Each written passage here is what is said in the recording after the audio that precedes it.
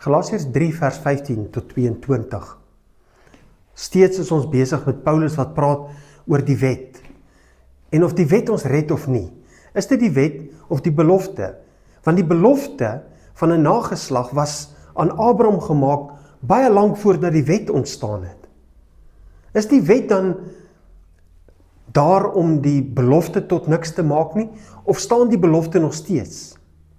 En dan sê hy nee, die wet was daar om mense wat in sonde leef, op 'n manier by 'n plek te kon bring waar hulle by God kon uitkom.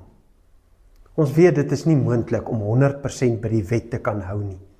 Daarom was dit nodig om 'n Christus te hê, iemand wat versoening gebring het, sodat ons in verhouding met God kan leef, op grond van ons geloof en niks anders nie. En daarom sê hy, maar volgens die skrif is die hele wêreld vasgevang in die greep van die sonde. Die belofte word dus vir die gelowige vervul alleen op grond van die geloof in Jesus Christus. Nou dat ons kan glo in Jesus Christus, word die belofte vir ons 'n waarheid. En vir ons 'n belofte van ewige lewe.